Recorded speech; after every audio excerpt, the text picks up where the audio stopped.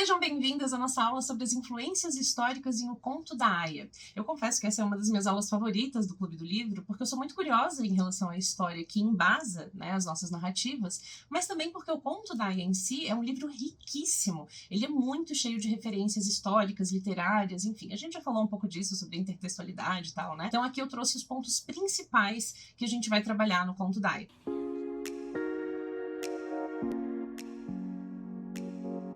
Começa já de cara com uma citação bíblica, uma passagem dos Gênesis, capítulo 1, versículos 1 a 3, em que ele diz o seguinte: Vendo, pois, Raquel, que não dava filhos a Jacó, teve Raquel inveja da sua irmã, e disse a Jacó: Dá-me filhos, ou senão eu morro.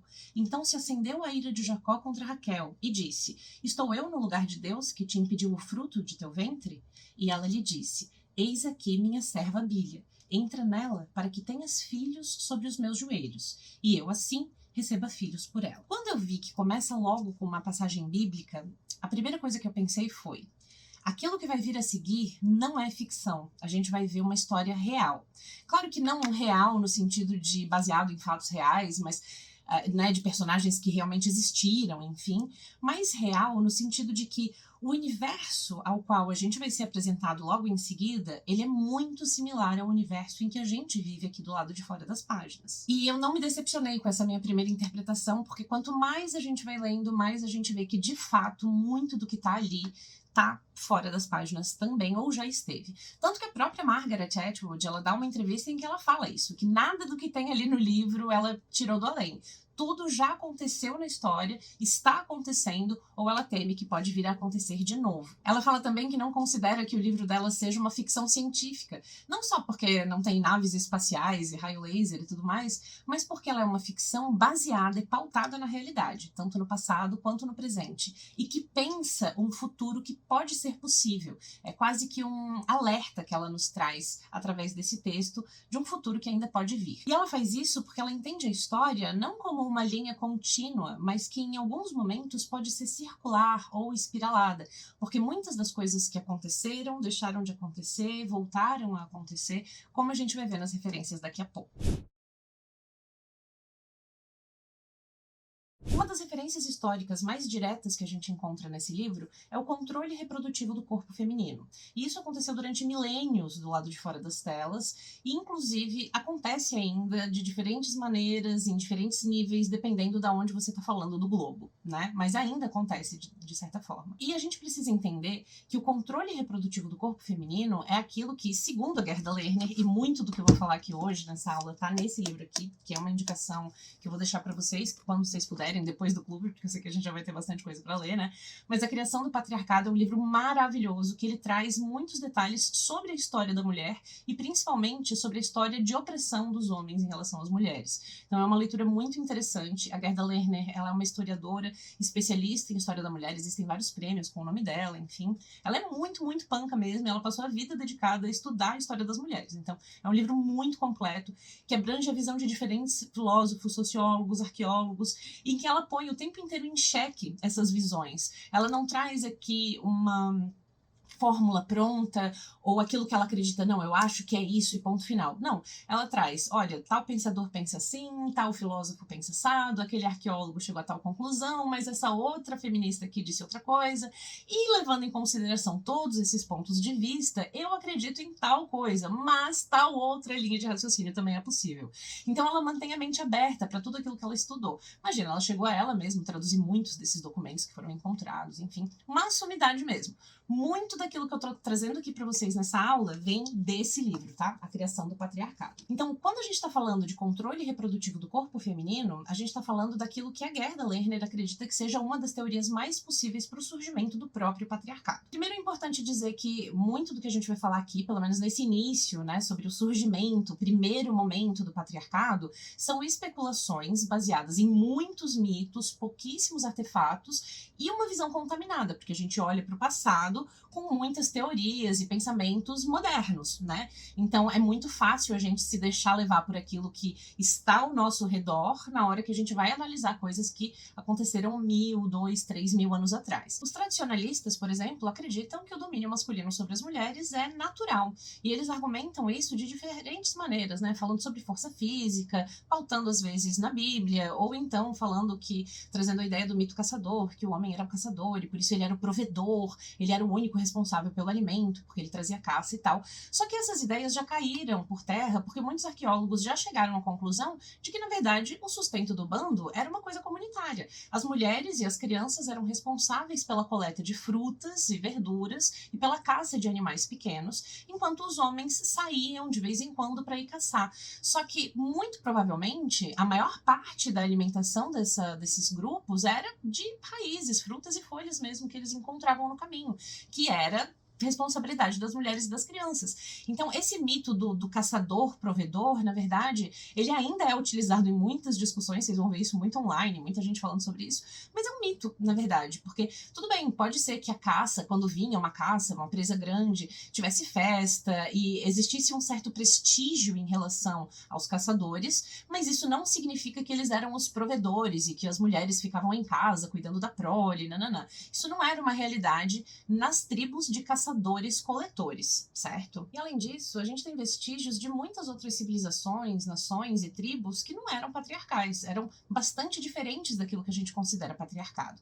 Não vamos falar de matriarcado, porque esse é um tema com bastante divergência, a gente ainda não tem um consenso acadêmico do que é matriarcado, mas, segundo a Gerda Lerner, para ela, a gente só poderia falar de matriarcado se a gente tivesse uma civilização em que as mulheres exerciam domínio sobre os homens, o que não é o caso.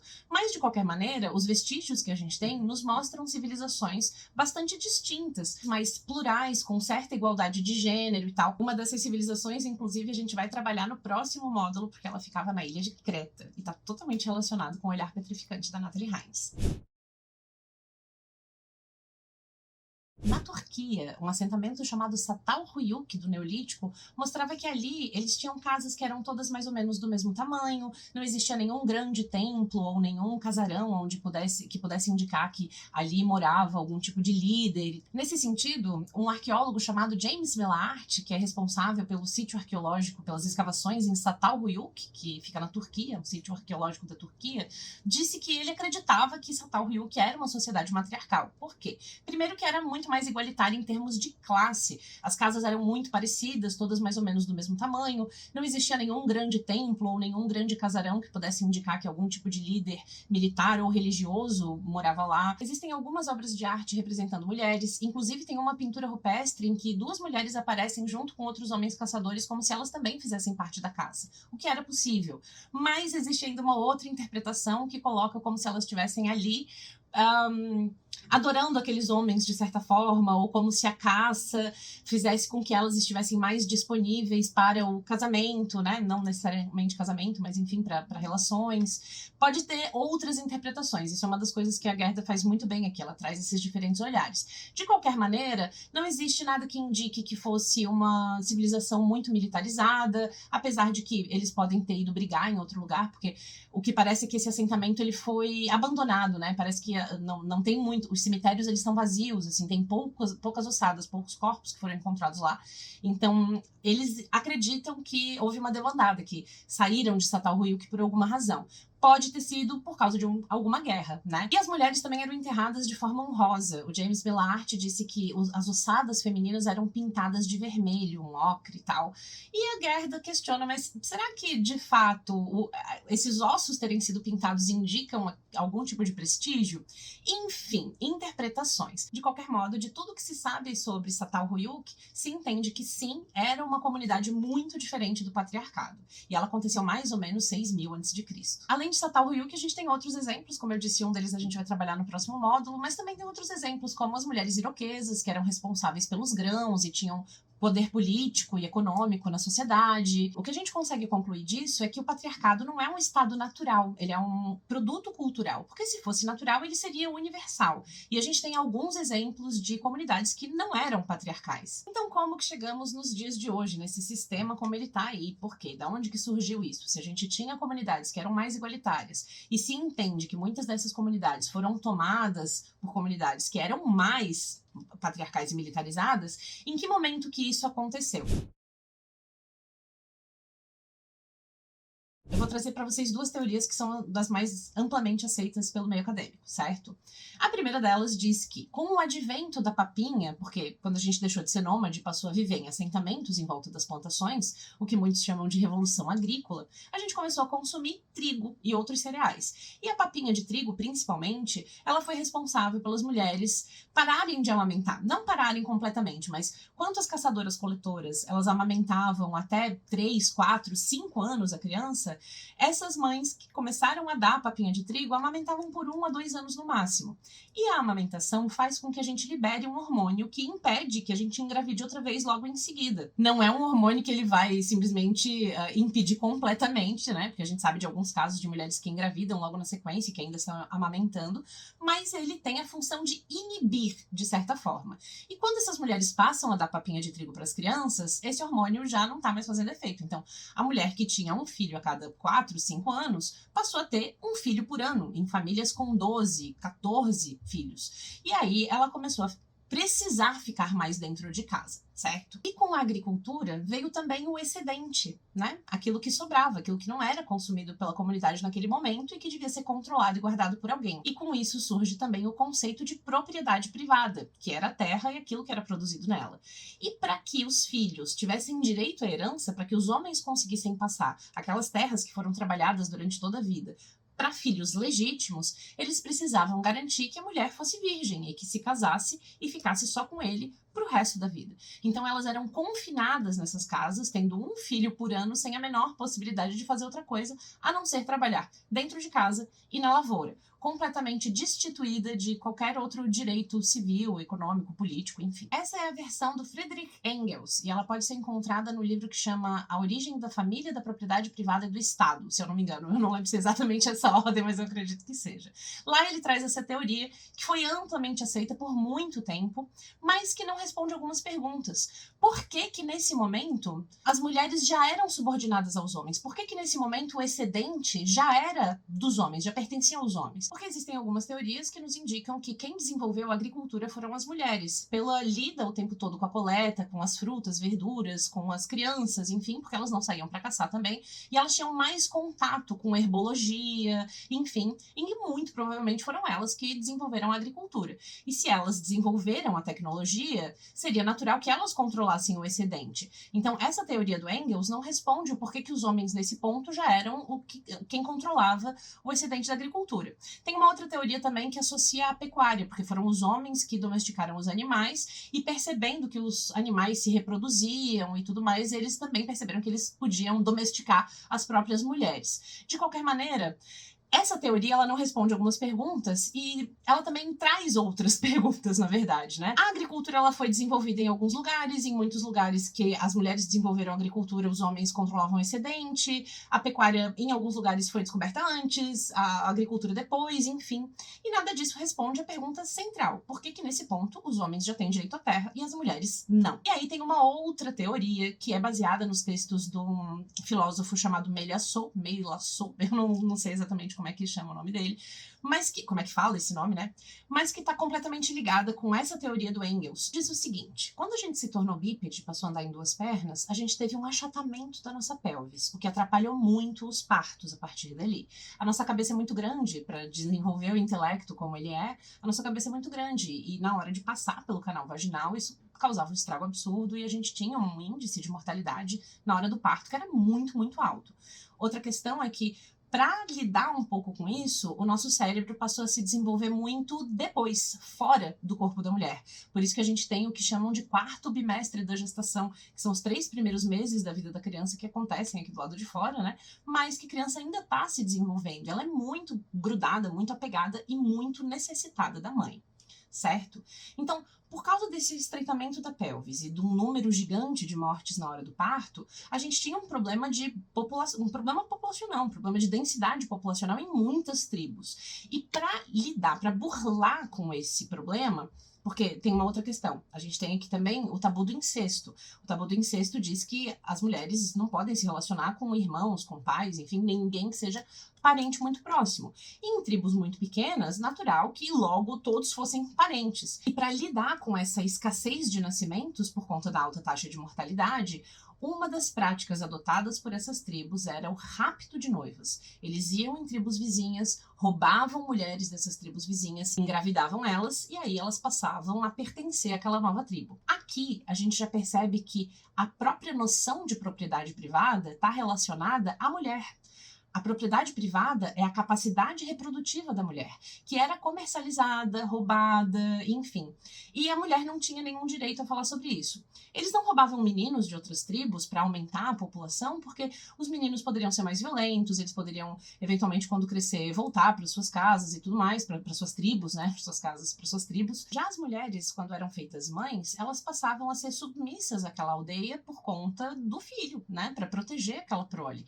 E isso acontecia justamente por conta dessa necessidade de proximidade da mãe com o neném, já que a gente termina de se desenvolver aqui fora e esse contato mãe e neném é muito, muito necessário, especialmente quando a gente não tinha hospital, mamadeira, ninguém podia cuidar daquela criança, a mãe era a pessoa mais adequada, mais indicada para ficar com aquele filho. Então, existia aí um processo até químico do cérebro que fazia com que essas mulheres se submetessem a situações adversas para poder cuidar dessas proles. Então, era muito mais efetivo roubar meninas ou mulheres para então engravidá-las e assim garantir uma densidade populacional adequada, certo? Isso funcionou para que muitas das tribos não desaparecessem do mapa, simplesmente, né? E é claro que a partir do momento que a gente deixou de ser nômade, passou a viver em assentamentos e tinha o excedente das plantações, etc, e tudo mais que já foi comentado lá no início, tudo isso reforçou o papel da mulher como a geradora de prole, proletariado, era literalmente quem gerava força de trabalho. Chega num momento em que já não é mais sobre densidade populacional, e sim sobre garantia de propriedade. Então aí surge não só o conceito de propriedade privada, que era o útero da mulher, mas também o conceito do homem guerreiro, que é aquele cara que rapta, estupra e daí protege a mulher.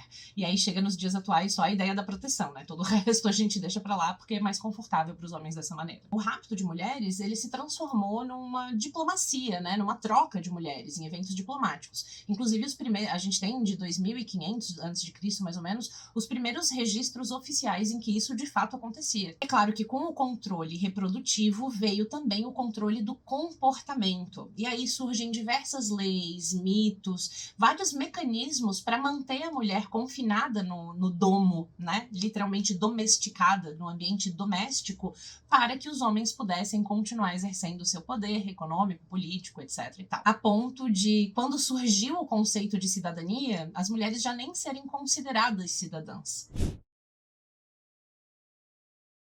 A gente ainda tem vestígio da participação das mulheres no âmbito político e econômico em diversas cidades-estado ainda depois de Çatalhöyük, ali entre 3000 a 1800 a.C., mais ou menos. Em Acádia, por exemplo, as princesas eram enviadas para templos próximos para serem sacerdotisas, e então elas garantiam, de certa forma, a hegemonia da gestão do rei em questão. Então elas recebiam toda a educação formal e tinham bastante poder diplomático. Elas eram, inclusive, poetisas. A filha do rei Sargão, chamada Enheduanna, ou Enheduanna, é considerada uma das primeiras poetisas do mundo. Em Mari, uma cidade-estado que ficava onde hoje fica a divisa entre o Irã e o Iraque, as mulheres também tinham poder político e econômico. Elas eram escribas, poetisas, instrumentistas, diplomatas. Inclusive, as mulheres dos reis, como, por exemplo, a rainha Shibtu, que era a rainha do rei Zimri-Li, se eu não me engano, esse era o nome dele, ela atuava como suplente. Quando ele precisava viajar por alguma questão, ou ele não estava presente,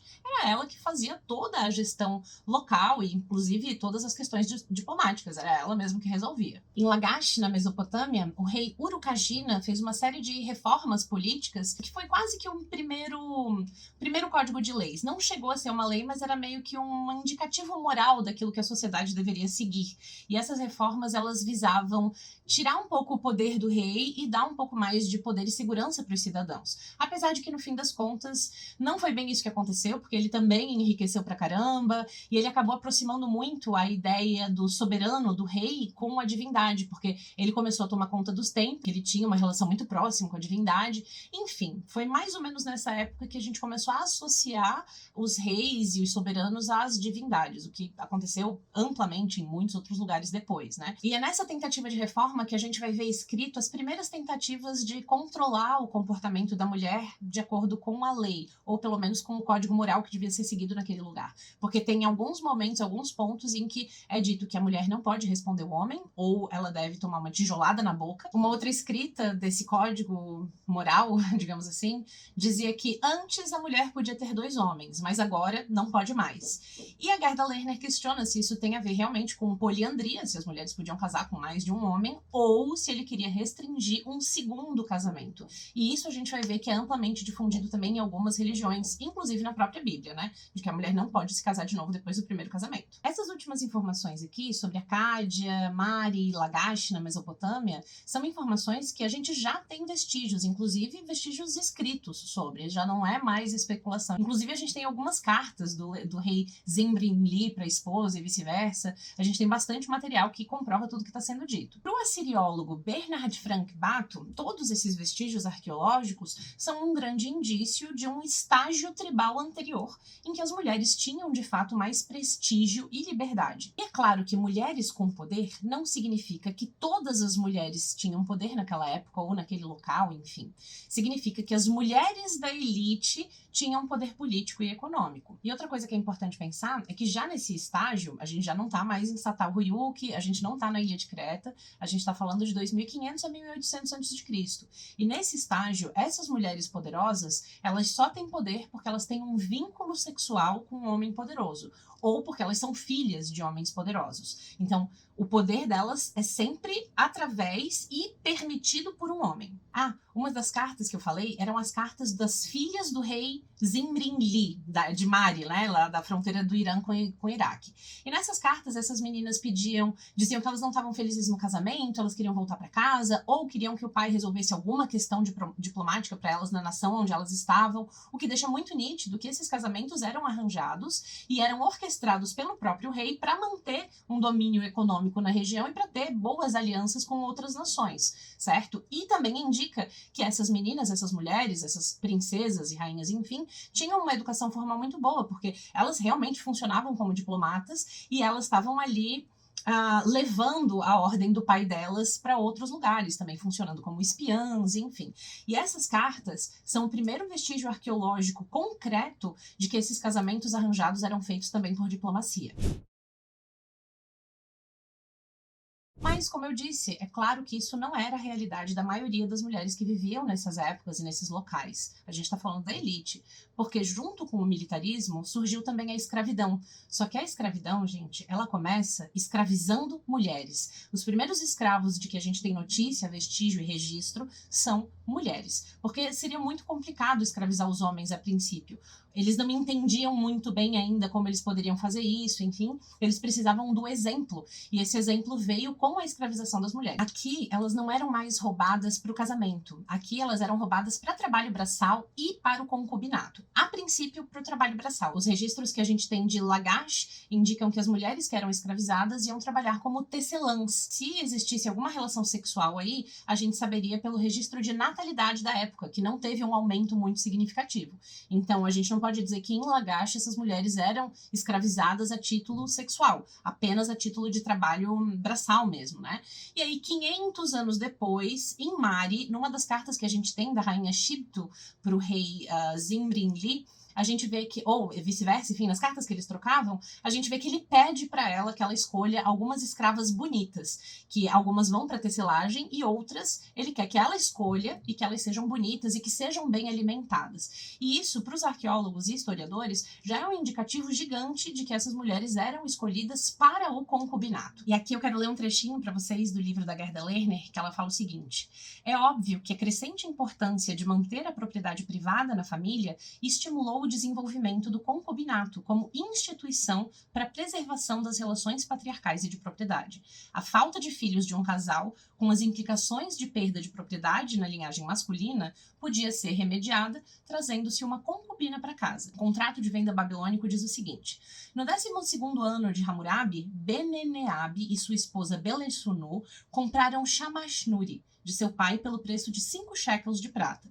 Para Buneneabe, ela é uma esposa, e para Belessuno, ela é uma escrava. Você vai encontrar vestígios do que eu falei aqui em praticamente todas essas cidades-estados antigas que eu falei, mas também você vai encontrar vestígios disso na África, na América do Norte, no Caribe, na Malásia Britânica do século XIX, na China Imperial e nos dias atuais. Na Ilíada, que é o texto do Homero em que ele fala sobre a Guerra de Troia, essa relação social fica muito óbvia, porque ela é comentada várias vezes, né, sobre a escravização das mulheres, levar elas pra cama, enfim, e fica muito nítido principalmente na treta que rola entre o Agamenon e o Aquiles por causa da Briseida, né? O Agamenon, num acesso de fúria e como uma forma de mostrar que ele era o comandante e tudo mais, ele rouba a Briseida do Aquiles, certo? E diz: eu vou ficar com a tua mulher pra mostrar que eu sou mais homem e eu sou mais forte. O Aquiles fica putíssimo por causa disso e decide sair da batalha. E aí eles perdem uma das ofensivas, o Agamenon fica muito preocupado com aquilo tudo e tal,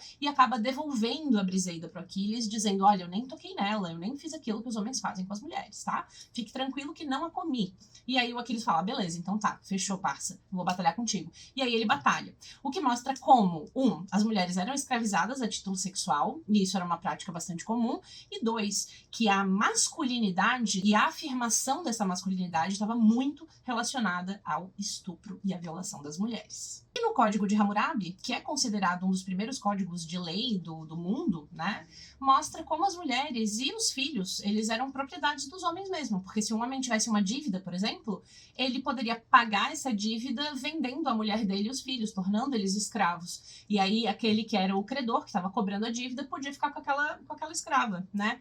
Se ele não pagasse a dívida em determinado período, se eu não me engano, um período de 3 anos ou algo nesse sentido, aquela escrava se tornava permanente e podia ser revendida depois. E em relação às concubinas, tinha uma coisa muito particular que está totalmente conectada ao conto da Aya, que é o seguinte: quando a concubina era mãe, ela conseguia dar um filho para aquele cara, ela já não poderia mais ser vendida. E quando esse cara morresse, ela recebia liberdade. Se a concubina não desse filho nenhum, ela podia ser vendida normalmente, não ganhava nada quando o cara morresse, enfim, continuava sendo uma propriedade de alguém. Mas, se ela viesse a dar frutos para esse cara, ele poderia assumir, não era obrigado, mas ele poderia assumir a paternidade dessas crianças e dar herança para esses filhos nascidos de uma escrava e a liberdade para ela. Então, no próprio surgimento das leis, já fica muito nítido como as mulheres já eram consideradas propriedades dos homens, especialmente por conta do seu poder reprodutivo. E aí, a gente chega naquele trecho da Bíblia, em que a gente tem uma Raquel com inveja da irmã, querendo dar filhos para Jacó, e dando a serva dela, a Bila, ou Bília, dependendo da tradução, para que ele faça filhos nela e ela tenha filhos sobre os meus joelhos e tal. O que é toda a base dessa questão da reprodução dentro do conto da Aya, porque lá no conto da Aya a gente tem um problema de fertilidade que está afetando a população e tudo mais, então é importante, volta-se a questão da densidade populacional em que as mulheres precisam dar mais filhos e tudo mais, então está totalmente conectado com tudo isso que a gente viu aqui. Ele é só uma confirmação daquilo que a sociedade já praticava de verdade, certo? Não é só uma passagem metafórica, metafísica, não. É um reflexo de uma sociedade que executava exatamente aquilo que estava escrito ali. E esse trecho da Bíblia ainda está super conectado a outra referência histórica que é muito presente no conto da Aya, que são os puritanos. Mas esse eu vou deixar para a próxima aula, porque essa já está longa demais. Até!